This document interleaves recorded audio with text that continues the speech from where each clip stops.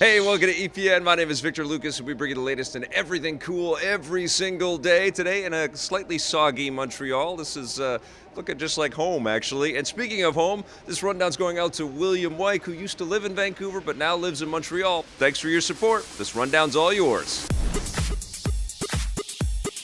There's been a big shakeup behind the scenes at Nintendo. The company, hot on the heels of the continued success of the Nintendo Switch, has announced a shuffle of their senior management. Current president Tatsumi Kimishima, who took over in 2015 after the sad passing of former president Satoru Iwata, is retiring from the job. He'll be replaced by a new president, Shuntaro Furukawa, who has served on the board of directors at Nintendo and the Pokemon Company. Furukawa is only 46 years old, which is a big generational shift for the company. He grew up during the boom surrounding Nintendo's first console, the NES or Famicom in Japan, which makes him the first president who grew up playing the system rather than making games for it. In a statement, Furukawa says that he has a great admiration for the NES era, which could mean we'll be seeing an emphasis on classic games going forward. Furukawa also says that he plans to balance Nintendo's two biggest assets, originality and flexibility in both game design and hardware. This indicates that we'll be seeing more hardware innovations along the same lines as the Switch, which has obviously been a huge success for the company. Furukawa will be working alongside Mario creator Shigeru Miyamoto, who remains Nintendo's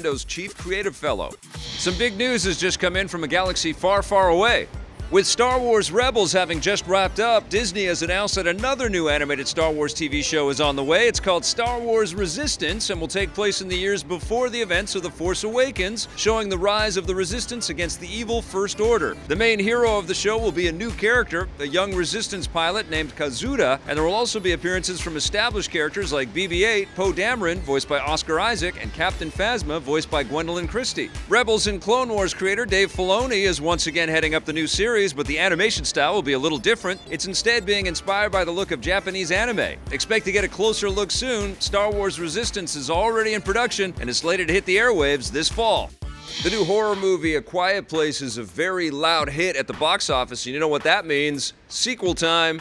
Paramount Pictures is developing a follow-up to their creepy new horror blockbuster. The studio's CEO, Jim Giannopoulos, made the announcement at the massive CinemaCon event in Las Vegas, saying that they've already started working on it. He didn't reveal if writer, director, and star John Krasinski or his co-star Emily Blunt will be back, and he also didn't provide any plot details. The first film takes place after most of humanity has been wiped out by terrifying monsters that hunt exclusively by sound, forcing a family of survivors to live in complete silence.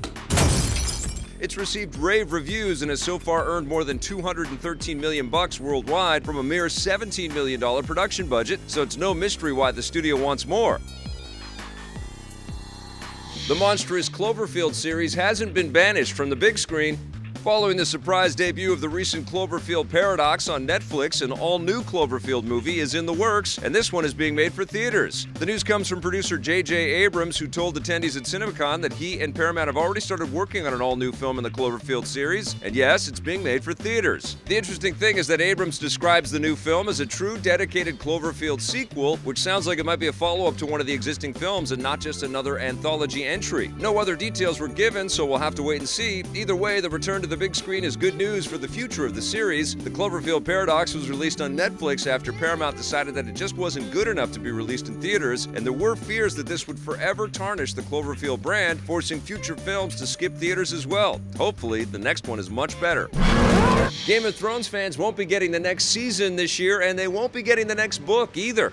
Author George R.R. Martin has confirmed something fans have feared. The new book in the series, Winds of Winter, will not be out in 2018. Martin is notorious for taking his time with his work, so much so that the TV series has actually overtaken him, which means that readers who also watch the show will already know what to expect. Hopefully, Winds of Winter will be out next year, coinciding with the 8th and final season of the show. If you'd rather experience the ending in book form, Martin plans to write one more novel in the main series after Winds of Winter, but there's no telling how long that will take. The good news is that Martin does have another book coming this year. The spin-off novel, Fire and Blood, which takes place in the same fantasy realm, is slated to hit shelves in November. The best Sonic game in years is getting even better this summer. Sega has announced that Sonic Mania Plus, a new definitive edition of last year's retro side-scroller, will hit all platforms on July 17th. First announced last month, the new Plus version includes the entire original game, along with 2 new playable characters, Mighty the Armadillo and Ray the Flying Squirrel, along with an encore mode that features new recreations of iconic levels from the classic games. The physical version of Plus will also come with a new 32-page art book and cool reversible packaging that makes it look like a Genesis game. Sonic Mania Plus will cost $30 US, but players who already own the original game will be able to download the new content as paid DLC for $5 US. Sonic Mania is the best reviewed Sonic game in more than 15 years, and it was much better received than last year's 3D game Sonic Forces. It makes sense that Sega is doubling down on Mania with the new Plus edition, and don't be surprised if they create more 2D Sonic games going forward. That wraps us up for today on The Rundown. Thank you so much for watching. We'll be back again tomorrow with a brand new episode. But in the meantime, check out some of the other stuff we've been making. And if you dig it, hit subscribe, that little bell. Then if you're so inclined, that sponsorship button too.